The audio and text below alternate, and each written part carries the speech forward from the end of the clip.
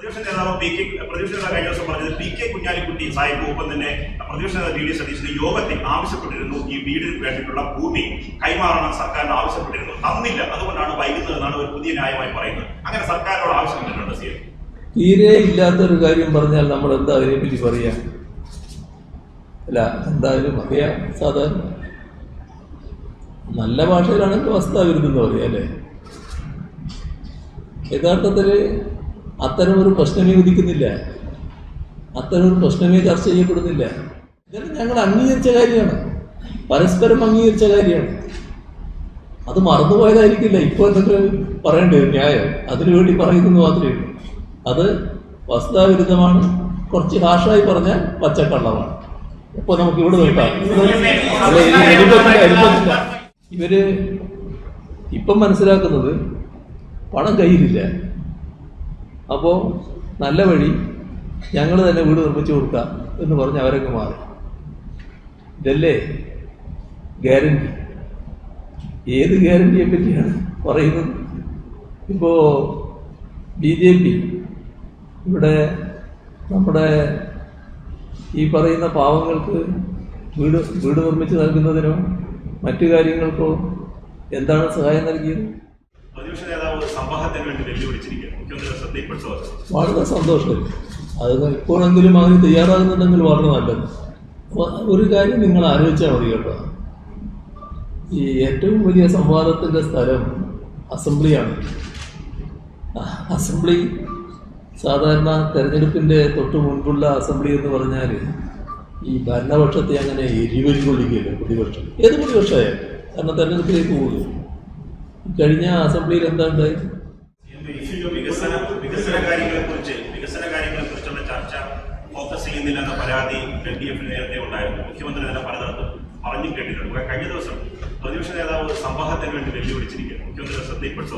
വളരെ സന്തോഷം. അത് ഇപ്പോഴെങ്കിലും അതിന് തയ്യാറാകുന്നുണ്ടെങ്കിൽ വളരെ നല്ലത്. ഒരു കാര്യം നിങ്ങൾ ആലോചിച്ചാൽ മതി കേട്ടോ. ഈ ഏറ്റവും വലിയ സംവാദത്തിൻ്റെ സ്ഥലം അസംബ്ലിയാണ്. അസംബ്ലി സാധാരണ തെരഞ്ഞെടുപ്പിൻ്റെ തൊട്ട് മുൻപുള്ള അസംബ്ലി എന്ന് പറഞ്ഞാൽ ഈ ഭരണപക്ഷത്തെ അങ്ങനെ എരിവരി കൊള്ളിക്കുകയല്ലോ പ്രതിപക്ഷം. ഏത് പ്രതിപക്ഷമായാലും, കാരണം തെരഞ്ഞെടുപ്പിലേക്ക് പോകുക. കഴിഞ്ഞ അസംബ്ലിയിൽ എന്താ ഉണ്ടായി? കഴിഞ്ഞ അസംബ്ലിയിൽ ആദ്യഘട്ടം നയപ്രഖ്യാപന പ്രസംഗത്തെക്കുറിച്ചുള്ള ചർച്ചയാണ്. 3 ദിവസം ചർച്ച ചെയ്തു. 2 ദിവസം പ്രതിപക്ഷം ബഹിഷ്കരിച്ചു. ഒരു ദിവസം കാട്ടിക്കൂട്ടി കണക്കൊപ്പിച്ചു എന്ന് പറയും. പിറ്റത്തെ 3 ദിവസം ബജറ്റിനെ കുറിച്ചുള്ള ചർച്ചയാണ്. ആ ചർച്ചയിലും അവരുണ്ടായില്ല, ബഹിഷ്കരിച്ചു. യഥാർത്ഥത്തിൽ ഗവൺമെന്റിനെ കുറിച്ച് വലിയ വിമർശനങ്ങൾ ഉണ്ടെങ്കിൽ അത് ഉന്നയിക്കാനുള്ള അവസരമില്ലേ? ഇനി ഇത് മാത്രമല്ല, അത്തരമൊരു സഭാ സമ്മേളനമാകുമ്പോൾ നമ്മുടെ ഗവൺമെന്റിന്റെ കൊള്ളരുതായ്മകളുണ്ടെങ്കിൽ അത് ഏറ്റവും കൂടുതൽ പുറത്തു കൊണ്ടുവരും. മന്ത്രിമാരുടെ അഴിമതി അതുപോലുള്ള കാര്യങ്ങളൊക്കെ ഭയങ്കരമായിട്ട് ഉന്നയിക്കണം. ഒന്നും ഉന്നയിച്ചില്ല, ഒന്നും ഉന്നയിക്കാനില്ല. പിന്നെ അടിയന്തര പ്രമേയം, ഒരടിയന്തര പ്രമേയം അവതരിപ്പിച്ചില്ല. ഇതൊക്കെ നമ്മുടെ അനുഭവത്തിലുള്ള കാര്യമാണല്ലോ. ഇനി ഒരു തെരഞ്ഞെടുപ്പിലേക്കൊക്കെ പോകുമ്പോൾ ഗവൺമെന്റിനെതിരെ ഒരു കുറ്റവിചാരണ നടത്താൻ പ്രതിപക്ഷം തയ്യാറാവില്ല. ഏത് പ്രതിപക്ഷമായാലും അതിനവർക്ക് ഏറ്റവും പറ്റിയ മാർഗം ഒരു അവിശ്വാസ പ്രമേയം കൊണ്ടുവരില്ല. അവിശ്വാസം പാസ്സാവുമെന്ന് പറഞ്ഞില്ല, നല്ലതുപോലെ ഗവൺമെന്റിനെതിരെ പറയാൻ എന്താ ചെയ്ത് പലതും ചെയ്തു. അപ്പം ഇതിൽ നിന്നെല്ലാം ഒളിച്ചോടുന്ന ചെയ്യാറുണ്ടായത് എന്തുകൊണ്ടാണ്?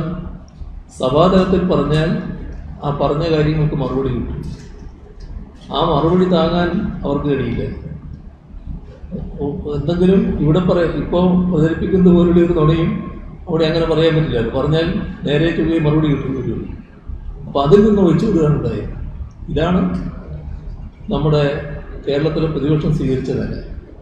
ഇപ്പോൾ കേരളത്തിൽ എല്ലാ ദിവസവും കേരളത്തിൻ്റെ കഴിഞ്ഞ പതിറ്റാണ്ടിലുണ്ടായ വികസനത്തിൻ്റെ ചില കാര്യങ്ങൾ അതാണ് പത്രസമ്മേളനങ്ങളിൽ പറഞ്ഞു പോകുന്നത്. സാധാരണഗതിയിൽ അദ്ദേഹം അത് ശ്രദ്ധിക്കുന്നുണ്ടാവും. അതിനെന്തെങ്കിലും മറുപടി അദ്ദേഹം ഇതേവരെ പറഞ്ഞിട്ടില്ല. അത്തരം കാര്യങ്ങൾ ഇപ്പോഴും അതിന് തയ്യാറാകുന്നുണ്ടെങ്കിൽ നല്ലത് തന്നെയാണ്. ആദ്യം കേരളത്തിൻ്റെ വികസനത്തിൽ എന്ത് പങ്കുവഹിച്ചു, ഈ 10 വർഷം നാടിൻ്റെ വികസന കാര്യങ്ങളിൽ ഏതെങ്കിലും തരത്തിലുള്ള ആരോഗ്യകരമായ സമീപനം സ്വീകരിച്ചിരുന്നു. ഏറ്റവും പ്രധാന പ്രശ്നം നമ്മുടെ നാടിന് അർഹതപ്പെട്ടത് കേന്ദ്രം നിഷേധിക്കുന്നു. അങ്ങനെ നിഷേധിക്കുമ്പോൾ കേരളം എന്ന് പറഞ്ഞാൽ ഈ UDF 2018 മഹാപ്രളയം. ആ 18 നോക്കിയാൽ 2 വർഷം മുൻപ് കേരളത്തിൽ അധികാരത്തിലിരുന്നവരല്ലേ, 16 വരെ മാറി മാറി അധികാരത്തിലിരുന്നവരല്ലേ. അപ്പോൾ സാധാരണഗതിയിൽ അവർ ഇതുമായി ബന്ധപ്പെട്ട് കേരളത്തെ അവഗണിക്കുക, കേരളത്തിന് അർഹതപ്പെട്ട് നിഷേധിക്കുക എന്നൊക്കെ വരുമ്പോൾ കേരളത്തിന് വേണ്ടി ശബ്ദമുയർത്തിയ കേന്ദ്ര ഗവൺമെൻറ്റിനെതിരെ പാർലമെൻറ്റിൽ നിരനിരയായി ഇരിക്കുന്ന UDF MPമാരുണ്ടല്ലോ, ആരെങ്കിലും സംസാരിച്ചു? മാത്രമല്ല, ഞങ്ങൾ UDF-നോട് ആവശ്യപ്പെട്ടു, ഇത് കേരളത്തിൻ്റെ പൊതുവായ പ്രശ്നമാണല്ലോ, ഞങ്ങളൊരു പ്രതിഷേധ പരിപാടി സംഘടിപ്പിക്കുന്നുണ്ട്, പ്രക്ഷോഭം നടത്താൻ പോകുന്നുണ്ട്, നിങ്ങളും കൂടി സഹകരിക്കണം. ഞങ്ങളില്ല എന്നല്ലേ സമീപനം. ഇതൊരു LDF-ൻ്റെ വിഷയമല്ലായിരുന്നു, നാടിൻ്റെ വിഷയമല്ല. എന്തുകൊണ്ടാണ് അതിൽ സഹകരിക്കാൻ തയ്യാറാകാതിരുന്നത്? അത്തരം ഘട്ടത്തിലും പാർലമെൻറ്റിനകത്ത് UDF MPമാർ സംസാരിക്കുമ്പോൾ അവർ ചെയ്തത് ഗവൺമെൻറ്റിനെ ന്യായീകരിക്കലായിരുന്നു. കേന്ദ്ര ഗവൺമെൻറ് കേരള ഗവൺമെൻറ്റിനെ കുറ്റപ്പെടുത്തുകയും കേരളത്തെ ആക്ഷേപിക്കുകയും ചെയ്യുക, കേന്ദ്ര ഗവൺമെൻറ് ന്യായീകരിക്കുക, ഇതല്ലേ ചെയ്തത്. എന്തുകൊണ്ടാണ് കേരളത്തെ അവഗണിക്കുക എന്ന് പറയുന്നത്? കേരളത്തെ തകർക്കുന്ന എന്ന് പറയുന്നതായിരിക്കും.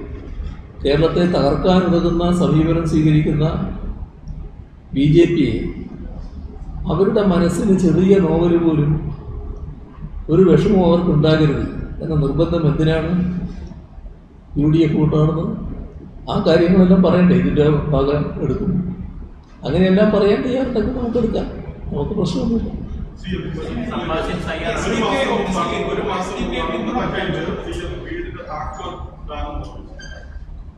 അന്നത്തെ ചാനലുകളും പിറ്റേ ദിവസങ്ങളിലും പത്രങ്ങളിലും CM-ന്റെ മടിയിൽ സന്തോഷത്തോടെ ഇരിക്കുന്ന നൈസാമുകളൊന്നും അതിന് തൊട്ടു മുമ്പ് പ്രധാനമന്ത്രി മുണ്ടക്കൈ സന്ദർശിച്ചപ്പോൾ ഇതേ കുട്ടി പ്രധാനമന്ത്രി ഉമ്മ വയ്ക്കുന്ന പത്രങ്ങളും പറഞ്ഞു. അതിനുശേഷം പ്രതിപക്ഷ നേതാവും ഈ കുട്ടിയെ ചേർന്നു. ഇവർ അന്നും ഇന്നും ഗ്യാരണ്ടി നൽകി. ഈ 2 പ്രധാനമന്ത്രിയും പ്രതിപക്ഷ നേതാവും നൽകിയ ഗ്യാരണ്ടികൾ ഇപ്പോഴും തുടരുന്നു. ഇത് LDF നൽകുന്ന ഗ്യാരണ്ടിയും മറ്റ് മുന്നണികൾ നൽകുന്ന ഗ്യാരണ്ടിയും തമ്മിലുള്ള വ്യത്യാസം ഈ 2 അവസാനത്തെ ഭാഗം മനസ്സിലായില്ല. 2 ഗ്യാരണ്ടികൾ 2 മുന്നണികൾ നൽകുന്നു. ആ മുന്നണികൾ തമ്മിലുള്ള വ്യത്യാസം, അവരുടെ ഗ്യാരണ്ടികളുടെ വ്യത്യാസം എങ്ങനെയാണ് LDF? അത് സാമാന്യ ബുദ്ധിയുള്ള എല്ലാവർക്കും മനസ്സിലാക്കാൻ കഴിയുന്ന കാര്യമാണല്ലോ. കാരണം കേരളത്തിൽ ഈ മുണ്ടക്കൈ ചൂർമല തന്നെ എടുത്താൽ മതിയല്ലോ. മുണ്ടക്കൈ ചൂർമല ദുരന്തമുണ്ടായപ്പോൾ ആ ദുരന്ത ബാധിതർ അവരുടെ അഭിപ്രായം ഞങ്ങൾ കേട്ടു. ഗവൺമെൻറ് പുനരധിവാസം എങ്ങനെ വേണം എന്നത് സംബന്ധിച്ച് അവരുടെ അഭിപ്രായം. അപ്പോൾ അവർ പറഞ്ഞത്, ഞങ്ങളെല്ലാം ഒരു കുടുംബമായി ജീവിക്കുന്നവരാണ്, തൊട്ട് ജീവിക്കുന്നവരാണ്. നിങ്ങൾ സഹായം തന്നാൽ, പുനരധിവാസം നടത്തിയാൽ ഞങ്ങൾ പല കൊമ്പത്താം, ഞങ്ങൾക്കെല്ലാം ഒരിടത്ത് താമസിക്കാൻ സൗകര്യമുണ്ടോ? ഇതാണ് അവർ ആവശ്യപ്പെട്ടത്. അങ്ങനെ ഞങ്ങൾ ടൗൺഷിപ്പ് നടത്താൻ ആലോചിച്ചു, ടൗൺഷിപ്പ് ഉണ്ടാക്കാൻ തീരുമാനിച്ചു. ഏകപക്ഷീയമായ തീരുമാനമല്ല, ഞങ്ങൾ ഗവൺമെൻറ് എന്നാണ് അതൊക്കെ ചെയ്തത്. ഇക്കാര്യത്തിൽ എല്ലാവരും തൽപരരാണ്. അതുകൊണ്ട് പ്രതിപക്ഷത്തെ വിശ്വാസമാണ്. പ്രതിപക്ഷ നേതാവിനെയും ഉപനേതാവിനെയും വിളിച്ചു ചർച്ച ചെയ്തു. എങ്ങനെ ടൗൺഷിപ്പ് വേണമെന്ന കാര്യം തന്നെ പൊതുവായിട്ട് ചർച്ച ചെയ്യുന്നുണ്ട്. ആ ചർച്ചയിൽ വീടുകളുടെ ഓഫറുകൾ വന്നിട്ടുണ്ട്. ഈ വീടിൻ്റെ ഓഫർ ഏത് തരത്തിലാണ് യാഥാർത്ഥ്യമാക്കുക, ഇതും ഞങ്ങൾ പൊതുവെ ചർച്ച ചെയ്തു. അപ്പോൾ ഞങ്ങൾ എത്തിച്ചേർന്നത് ഒരു വീടിന് വില നിശ്ചയിക്കുക, എത്ര പൈസ തരണം എന്ന് കാണുക. സർക്കാർ വീട് നിർമ്മിക്കുന്നതാണ് നല്ലത്. എല്ലാവർക്കും ഏകരൂപത്തിലുള്ള വീട് കൊടുക്കുക, ഒരേ തരത്തിൽ. അപ്പോൾ എനിക്ക് നല്ലത് കിട്ടി, മറ്റേ മോശം ചെയ്യുന്നുള്ള നിലയിലാവില്ല, ഒരേ മട്ടിലുള്ള വീടുകളെല്ലാം പൊതുവെ താങ്ങയായി. അങ്ങനെ 20 ലക്ഷം രൂപ ഒരു വീടിൽ നിന്ന് കിട്ടും. അപ്പോൾ 100 വീട് പറഞ്ഞവരുണ്ട്, ആ തുക അവർ തരും. പക്ഷേ ഈ വാഗ്ദാനം വളരെ എളുപ്പമാണല്ലോ, ആ വാഗ്ദാനം നടപ്പാക്കലാണല്ലോ പ്രയാസമുള്ളത്. ചിലർ വാഗ്ദാനം നടത്തും, പിന്നെ അതിൽ ഒന്നും ചെയ്തില്ലാത്തത്. അങ്ങനെയുള്ള അനുഭവം ഉള്ളത് കൊണ്ട് തന്നെ ഒരു കാര്യം അവിടെ തന്നെ വ്യക്തമായി, ഈ വീട് നിർമ്മിക്കാനുള്ള ബാധ്യത സംസ്ഥാനത്തിൻ്റെതാണ്. ഈ പണം നൽകിയാലും നൽകിയില്ലെങ്കിലും സംസ്ഥാനം ആ ബാധ്യത നിറവേറ്റേണ്ടതായിട്ട് വരും, അത് നിറവേറ്റി തന്നെ ചെയ്യും. അത് പറഞ്ഞത് ഈ പണമെല്ലാം തരുമോ എന്നുള്ള സംശയം കൊണ്ട് തന്നെയായിരുന്നു. ആ സംശയമാണ് പിന്നീട് യാഥാർത്ഥ്യം. ഇവരെല്ലാം കൂടെ നിന്നവരായിരുന്നു. ആദ്യം ഇന്ത്യൻ യൂണിയൻ മുസ്ലിം ലീഗ് തെറ്റി. അവർ സ്വന്തമായിട്ട് സ്ഥലമെടുത്ത് വീട് നിർമ്മിക്കാൻ പോവുകയാണെന്ന് പറഞ്ഞു. അപ്പോൾ പ്രതിപക്ഷ നേതാവ് സംസാരിക്കും, ഇതെന്താ ഇങ്ങനെയൊരു നിലപാട്, നമ്മളിങ്ങനെ എല്ലാവരും കണ്ടിരുന്നു. അതിന് വലിയ മറുപടിയില്ല. അപ്പോൾ കോൺഗ്രസ് എന്നുള്ള നിലയ്ക്ക് അവരെ ഓഫർ ചെയ്ത വീട് അതിനുള്ള പണം കിട്ടുമെന്നാണ് കണക്കാക്കുന്നത്. പക്ഷേ അവരെ പണത്തിൻ്റെ സ്ഥിതി ഇപ്പം കണ്ടല്ലോ. പണം എവിടെയാന്നൊരു പിടിയില്ലായിരുന്നു. പണം അവർക്ക് തരാൻ കഴിയും. ഇവിടെ വാഗ്ദത്വം പറഞ്ഞ് അതിൻ്റെ ഭാഗമായി വീട് നിർമ്മിക്കുന്നു എന്ന് പറഞ്ഞുകൊണ്ടിരുന്നാൽ മതിയല്ലോ. സർക്കാരിൻ്റെ കാര്യത്തിൽ അത് പറ്റില്ല. സർക്കാരിൻ്റെ നടപടികൾ തുടങ്ങുകയല്ലേ, വീടുകൾ പൂർത്തിയായിക്കൊണ്ടിരിക്കുകയും. അപ്പോൾ അതിൻ്റെ പണം കൊടുക്കണമല്ലോ. പണം കൊടുത്ത സംഘടനകളുണ്ടല്ലോ. ഇപ്പോൾ 100 വീട് നൽകുന്നു എന്ന് പറഞ്ഞ് DYFI അതിൻ്റെ പണം വന്ന് അപ്പോൾ തന്നെ ഏൽപ്പിച്ചല്ലോ. അങ്ങനെ ഏൽപ്പിച്ച കുറേ സംഘടനകളുണ്ടല്ലോ നാട്ടിൽ. ഇവർ ഇപ്പം മനസ്സിലാക്കുന്നത് പണം കയ്യിലില്ല, അപ്പോൾ നല്ല വഴി ഞങ്ങൾ തന്നെ വീട് നിർമ്മിച്ചു കൊടുക്കാം എന്ന് പറഞ്ഞ് അവരൊക്കെ മാറി. ഇതല്ലേ ഗ്യാരണ്ടി? ഏത് ഗ്യാരണ്ടിയെ പറ്റിയാണ് പറയുന്നത്? ഇപ്പോൾ BJP ഇവിടെ നമ്മുടെ ഈ പറയുന്ന പാവങ്ങൾക്ക് വീട് നിർമ്മിച്ച് നൽകുന്നതിനോ മറ്റു കാര്യങ്ങൾക്കോ എന്താണ് സഹായം നൽകിയത്? മുണ്ടക്കൈ ചുരുൾമലയുമായി ബന്ധപ്പെട്ട് അർഹമായ സഹായം തന്നോ? അവരുടെ ഗ്യാരണ്ടി എവിടെയുണ്ടായി? ഈ UDFൻ്റെ ഗ്യാരണ്ടി ഇത്തരത്തിലല്ലേ? ഇവിടെ പണം പിരിച്ച പണത്തിന് കണക്കില്ലാതെ. അപ്പോൾ ഇതൊക്കെ നമ്മുടെ നാടിൻ്റെ അനുഭവത്തിലുള്ളതല്ലേ. പക്ഷേ LDF സർക്കാർ പറഞ്ഞ ആ കാര്യം അത് അക്ഷരം പ്രതി യാഥാർത്ഥ്യമായിരിക്കില്ലേ? അന്ന് എല്ലാവരും എന്ത് സന്തോഷത്തിലായിരുന്നു. ആ സന്തോഷത്തിൽ തന്നെയല്ലേ അവരിപ്പോഴും നിൽക്കുന്നത്. LDF ഗവൺമെൻറ് പറഞ്ഞ വാക്ക് പൂർണ്ണമായി പ്രാവർത്തികമാക്കുക തന്നെ ചെയ്യും. അപ്പോൾ പറഞ്ഞ വാക്ക് അല്ലെങ്കിൽ നൽകിയ ഗ്യാരണ്ടി അത് പ്രാവർത്തികമാക്കുന്നതാണ് LDFൻ്റെ രീതി. മറ്റവർ എല്ലാം പറയും, ഒന്നും നടപ്പാകില്ല എന്നതാണ് നമ്മുടെ നാടിൻ്റെ അനുഭവം.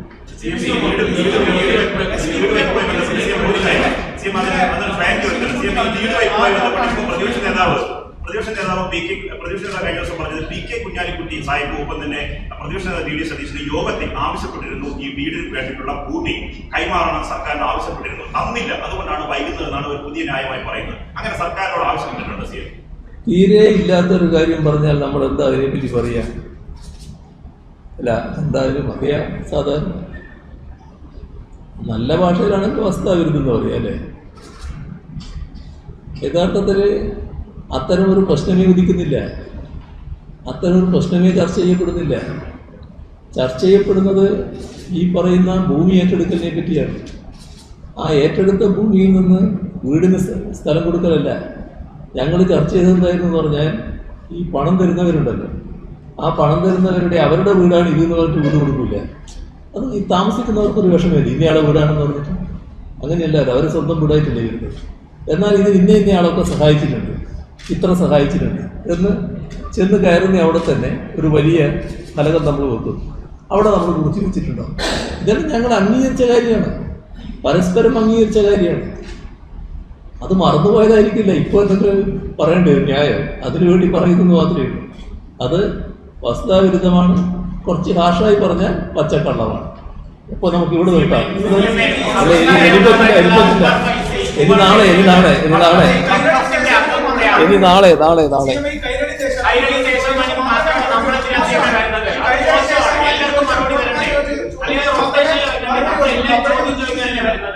എപ്പോഴും കൈകളിക്കും